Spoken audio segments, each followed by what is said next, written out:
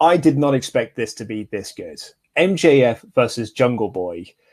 These two had an excellent match on Dynamite. Like, it was a match that when me and Ollie reviewed it way back when, so like I think it was earlier this year or late last year, we were like, wow, that really took me by surprise, actually. MJF versus Jungle Boy, they had a really excellent 8 to 10 minute TV match.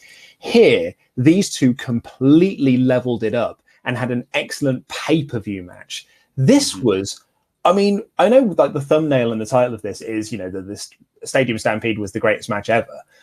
But I really do think this was match of the night. Oh, yeah. This is in terms of pure wrestling, this was the best match on the card, easily. Like, they told an amazing story. I think it was, you know, I think they made all the right choices. I think MJF winning is perfect. It's just like the best thing to do. I think the fact that he wins without really cheating, like, too hard, he cheated a bit, but he didn't, you know, like he pulled more heelish dirty tricks. Like, you know, there's no Wardlow in this match.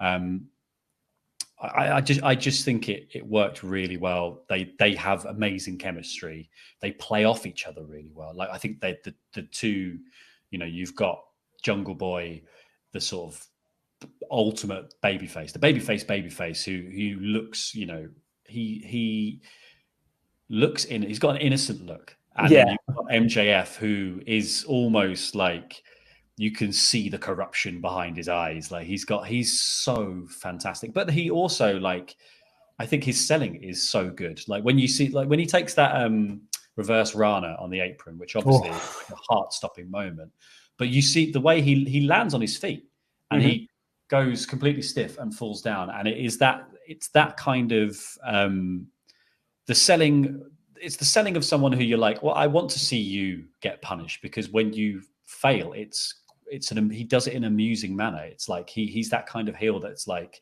you get to be ridiculed when you have your moments of downfall, and he plays that perfectly. He was created in a lab, was MJF. Like, they took like the DNA of like heels. Like, they basically did they did a Wikipedia search of wrestling heel and created a wrestler off the back of that. And that is MJF. He is just a perfect heel. As you said yesterday in the live stream, he's a career heel. Like, I'm sure you could have a babyface run down the line with him at some point, but why would you? When you'd be wasting him. He's so good in this role. It's like Miz. Miz had a very good babyface run with Shane McMahon last year, right? Like, it was pretty good, but he's so much better as a heel. Yeah, you know, like Baron Corbin is a perfect heel. You don't want to. Baron Corbin doesn't ever need to turn babyface. The same with MJF. I just think he is career heel in the same way that I think Jungle Boy is career babyface. He is, and these two and it just felt like, you know, they were making the point on commentary. This is the future of AEW. This is a future main event waiting to happen. And if you can cultivate these two and sign them to, you know, these long enough contracts, you could almost tell that story over multiple years of these two rising up the ranks and eventually having that pay-per-view main event over world titles, where you're like, and look where they started at Double or Nothing 2020 to where we are now. Yeah. Well, you look at this match, and I look at this match and I see what MJF went out there and did, and with Jungle Boy, but like, and knowing the career that MJF has had in AEW already, MJF can just walk up to Cody and be like, I want that TNT title, like, and would be a perfect mid-card champion for them. Like, and then Jungle Boy is perfect to come up and be like, hey man, like, I want that.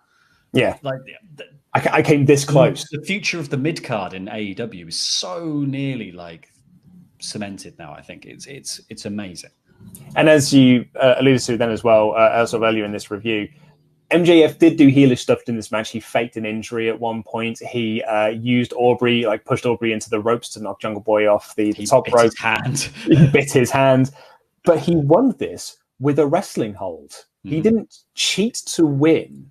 He cheated in the match, but he didn't actually cheat to pick up the win. He won it with a wrestling hold. He is a good wrestler, and it really adds so much credibility to MJF as a character, which I thought was a genius move. Yeah, I think we've seen the sort of levels and dirty tricks of MJF in parts of his, especially in the Cody stuff. So I think it's good to really knuckle down on, like, you know, he's bent the rules here to get an advantage, but yeah, has actually just won the wrestling match. And I think honestly, if you're going to watch one thing from Double or Nothing, watch the Stadium Stampede and then watch this. Completely agree.